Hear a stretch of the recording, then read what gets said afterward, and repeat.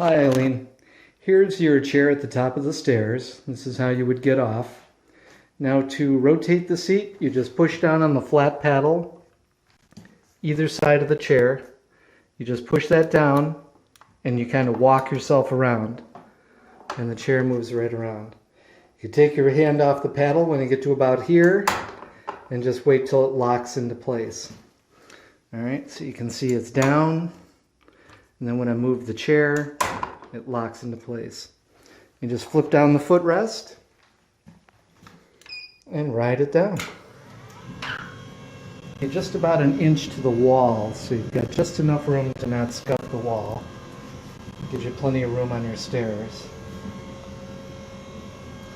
You hold the switch the entire time until it stops. And this is where it'll sit, right down here.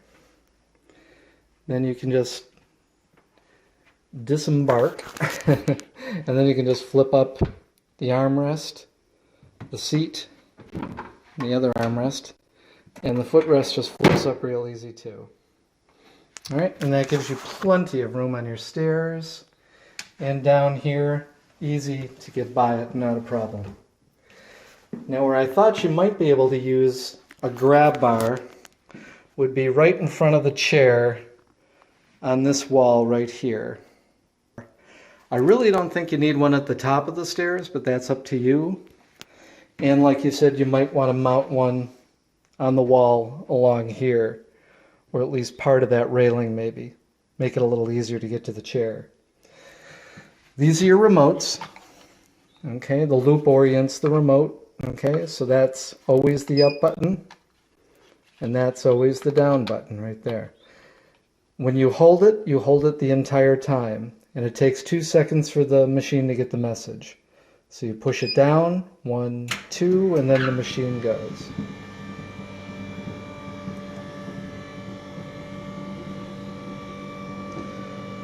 To call it back down, you just take your finger off, wait 2 seconds, hit the down button, again holding it the entire time, and the machine will stop where it needs to. And you've got a retractable seat belt here. You just have to make sure and pull it all the way out before you put it around your latch, because it's on a ratchet, so it's just like your car seat belt. So when you first pull it all the way out, latch it in, and then when you retract it, when you step off, make sure it goes in straight. That's the only thing I find is that some people let this twist and it goes in and gets stuck in the cassette.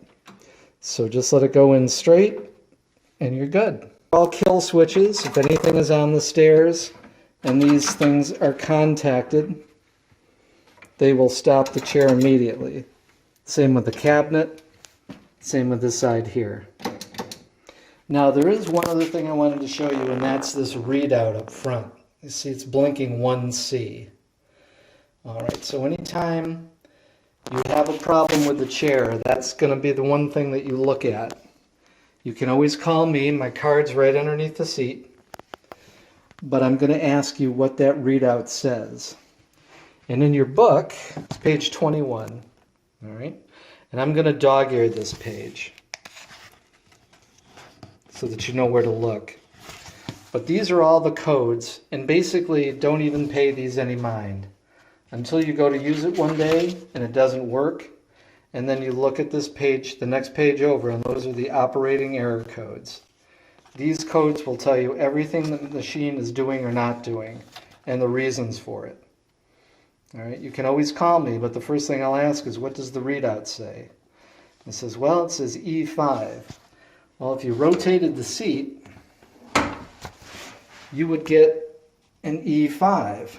And if you look in your book, E5 is normal, but the seat is not in place. So all you do is return the seat to its normal position, facing across the stairs, and the readout goes back to 1C. Okay? So you'll probably never run into these problems, but that's just in case you do. The other thing is, these switches at the ends of the arms, they're just like the remote. So when you're sitting down, you can use either one but you can't use both at the same time. And you just push it in the direction you want to go. Remember, it's that 2-second delay, and then it goes. And if you want to come back down, it's 1, 2, and then the chair moves. And you hold it the entire time. On this one, you'll notice there's this little silver bullet right here. This is also a detent, or a kill switch. That always needs to be covered by the arm in order for these switches at the ends of the arm to work. So you can see right now it works, but if I were to raise up that arm and try and bring it back, nothing.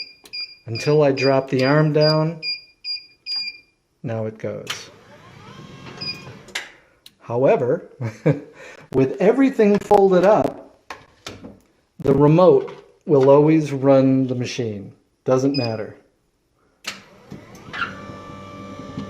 It's just that when you're sitting on the machine, that's when that little silver bullet comes into play, and it needs to be covered with the arm. It would anyway, because that's how you sit on the chair. All right, so I'll bring it back down. Excuse all the scrapes. This is the problems with working with aluminum. All right, so that's everything you need to know, Aileen. I'm going to leave your book right here on the chair. Your remotes are hung up on the wall. And I'm going to leave the footrest down. You can see how easy it is to move up and down. It's spring-loaded, so once you get past a certain point, it just falls down. Same with putting it up. Get it up so far and it goes all the way up. All right, you have any questions, just give me a call. It's battery operated. The batteries are good for about 3 to 4 years if you leave it on and charging all the time. That black box right there is your charger that goes to your rail, which powers the machine. So you want to always make sure that that plug is in the wall and that the machine is always reading out and always has a red number and a letter. All right, even if you go away for months on end, leave it on. It's not a drain on the electricity. You'll never see it on your electric bill, but it'll keep your batteries up all the time so that whenever you do come, it's ready to run and use. If you have a power outage, the machine will beep, just like anything else in your house that has that alarm on it. There is an on-off switch. The on-off switch is right here on the back side of the machine. You'll see this black switch right here. It's a rocker switch. Down is off, up is on. There's also a key switch. If I turn the key and take it out, the machine will still read out, but it will not run. All right, and the whole idea behind the key is for grandkids and great-grandkids, that you just don't want them playing with your machine all day, so you just turn it and take it out. But remember to put it back in. So put the key in with the teeth up, turn it 90 degrees, and you can see the readout, and it's now back to 1C.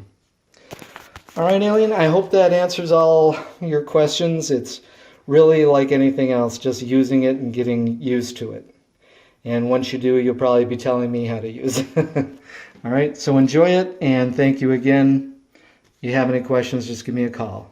So long.